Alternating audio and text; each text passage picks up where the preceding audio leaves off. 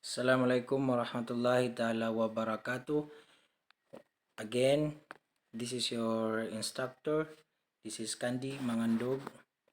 I will be discussing the continuation of our subject, which is police law enforcement administration, tackling about police planning with crime mapping, and especially we are more on we are going to discuss how operation is being conducted in the different line agencies or different law enforcement agencies. So last time we have discussed about the difference, or we have differentiate supervision from management and administration.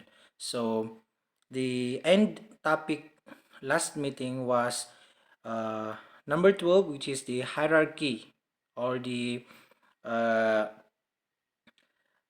in Tagalog, yung pagkakasunod-sunod ng uh, supervising officers, for example, pagkakasunod-sunod ng staffing ng line personnel. So, ito yung formal relationships among superiors and subordinates in any given organization.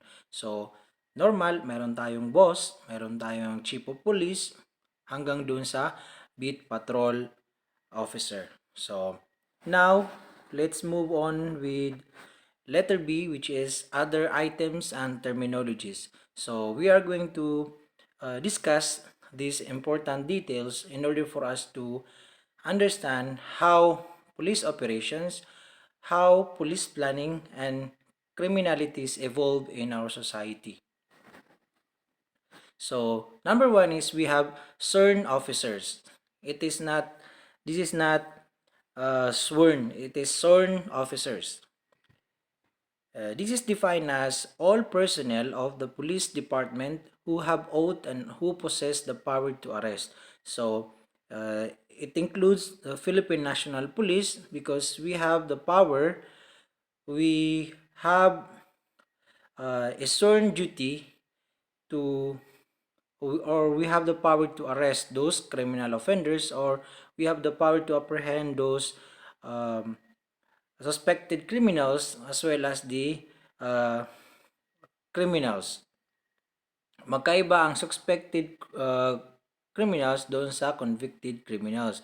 Because suspected criminals, we have this principle that um, all all um, all suspected criminals, or until proven guilty, uh, a suspected criminal or a criminal cannot be deemed liable for an offense, and they are uh, presumed not guilty until proven guilty. So, ang ibig sabihin nun is, although we have the power to arrest, so hindi natin masasabi na ang inaresto natin ay totoong may sala.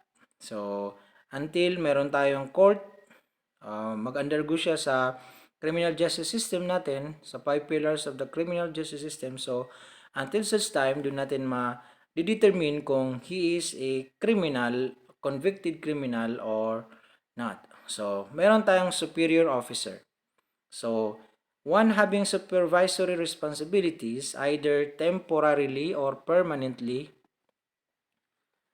over officers of low rank. So, it includes the chief director or director general.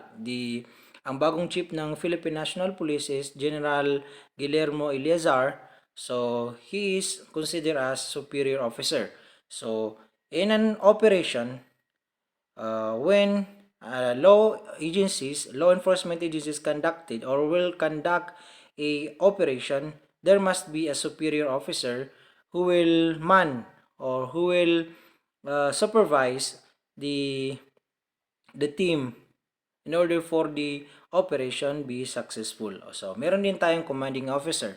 An officer who is in command of the department, a bureau, a division, an area, or a district.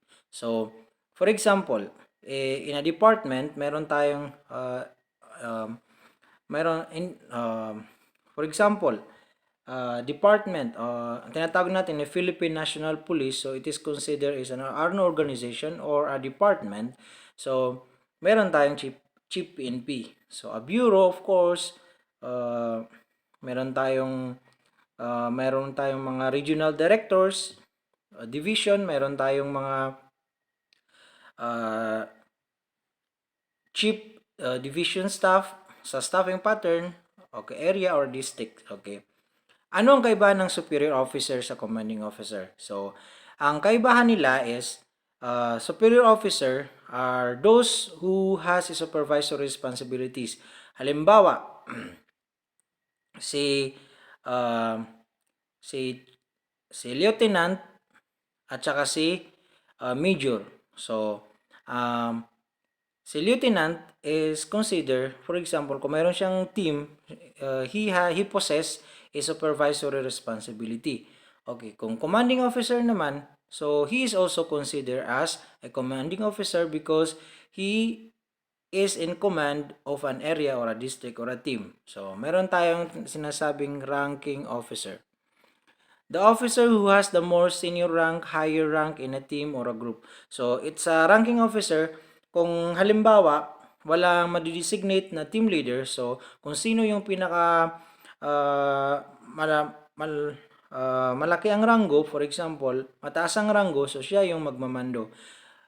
Regardless of halimbawa seniority. Halimbawa si P1 is mas tumagal siya sa serbisyo kaysa doon kay PO2, yung term natin, which is ang P1 ngayon is patrolman, ang PO2 naman is police corporal. So if ever ganun ang instances, kahit na 20 years in service na si PO1, pero ang senior sa rank is si PO2 na 4 years pa lang, so he will be responsible. So siya yung magmamando sa team or group. Yan ang kaibahan. So, length of service. Ang length of service is the period of time that has elapsed since the oath of office was administered. Previous active services may be included or added. So, length of service, for example, ako, I've been in the service for 6 years, almost 6 years. So, ito yung halimbawa ng length of service. O kaya naman, halimbawa, teacher ako. I am a permanent teacher in the DepEd. So, naka 3 years ako, for example, nandiyan, no? Previous active services may be included or added. So, nag-resign ako tapos pumasok ako sa PNP. So, ang 3 years na pamamalagi ko sa DepEd will be included in my length of service in the Philippine National Police. Yan po yung sinasabi diyan. Okay, number 6 is on duty. The period when an officer is actively engaged in the performance of his duty. So, halimbawa, duty mo, 8 hours a day, o kaya 3 days, 3 days duty, 3 days off. So, doon natin ma-determine kung on duty ang isang pulis or hindi. So, dyan matitiyak, halimbawa may nangyari sa isang pulis, so makikita natin, i-justify natin kung in line of duty yung kanyang, sa time na siya ay napahamak. For example, namatay, so doon natin makikita kung siya ay on duty or not. Okay, off duty, the nature of which the police officer is free from specific routine duty. So, although ang police officer is 24/7, so hindi ho robot yung mga taong yan. Hindi ho robot yung mga police na yan. So, every government official or government employee has the right to rest. So, yan, nakita natin. May off-duty pa rin sila. So, special duty. The police service, its nature, which requires that the officer be excused from the performance of his active regular duty. So, special duty, so ito yung mga which requires that the officer be excused from the performance of his active regular duty. So, ano-ano yan? So, may mga special duty tayo. For example, siya ay magpapakasal, for example,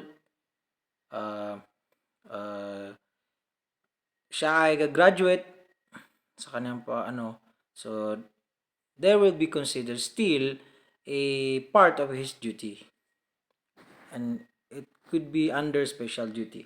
So yun yung mga sample natin. If there are ambiguous things that I will be discussing, so just comment down on the comment section for additional information that you may wanted to be added on the discussion. So, meron tayo number 9, leave of absence.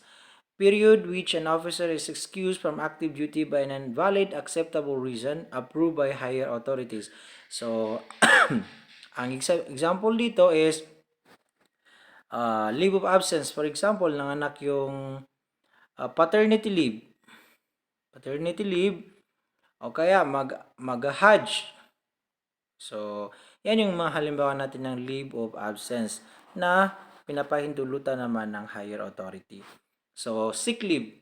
So, in times na may magkasakit ang police officer, excuse me, for example, na-confine, so, that police officer has the right, by reason of illness or injury, has the right to be, to ask for a leave. And that is called as sick leave. Okay, meron tayong sinasabi rin dito, suspension. So, dito na natin malalaman kung anong ibig sabihin ng suspension.